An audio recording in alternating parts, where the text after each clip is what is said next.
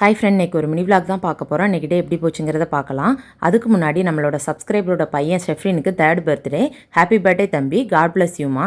Evening நேரம் ஏதாவது snacks சாப்பிடணும் போல் இருந்துச்சு. அப்போ வீட்டில் பார்த்தீங்க அப்படின்னா நவாப்பழம் இருந்துச்சு, அதாவது நாவல் பழம்னு சொல்லுவாங்களா, அதுதான். இது வந்து நம்ம வெறுமனையாக சாப்பிட்டோம் அப்படின்னா நம்மளுக்கு அந்த ஒரு புளிப்புத்தன்மை வந்து பல்கூச்சம் வரும். ஆனால் நீங்கள் உப்பு வத்தல் போட்டு சாப்பிட்டு பாருங்கள், நம்மளுக்கு வந்து அந்த பல்கூச்சமும் இருக்காது, டேஸ்ட் வந்து வேறு லெவலில் இருக்கும்.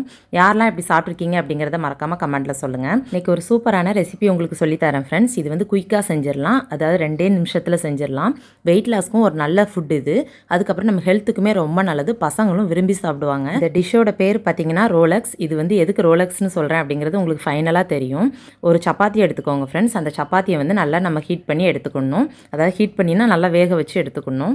அதுக்கப்புறம் அதில் வந்து முட்டை வந்து 2 முட்டை எடுத்துக்கோங்க. நல்லா முட்டையை கலக்கிட்டு அது கூட உப்பு மிளகுத்தூள் போட்டு நல்லா கலக்கிக்கோங்க. அந்த முட்டையை வந்து அதில் ஊற்றிக்கோங்க. சப்பாத்தி 2 சைடு வெந்ததுக்கப்புறம் உங்களுக்கு தக்காளி வேணும்னா சேர்த்துக்கோங்க, தக்காளி சேர்த்தாலும் டேஸ்ட் நல்லா தான் இருக்கும். வேண்டாங்கிறவங்க அதை ஸ்கிப் பண்ணிடலாம். ஆனால் சீஸ் வந்து கம்பல்சரி சேர்த்துக்கோங்க. நான் வந்து லேயர் சீஸ் தான் எடுத்திருக்கேன், 2 சீஸ் எடுத்திருக்கேன். சீஸ் வச்சுட்டு அதுக்கு மேலே தக்காளி வச்சுட்டு சில்லி ஃப்ளேக்ஸ் கொஞ்சம் தூவிக்கோங்க. தூவிட்டு இதை வந்து ரோல் பண்ணி எடுத்து சாப்பிடுங்க. டேஸ்ட் வந்து சூப்பராக இருக்கும். எதுக்கு இதுக்கு பேர் ரோலக்ஸ்னு வச்சேங்கிறது இப்போ தெரியுதா ஃப்ரெண்ட்ஸ்?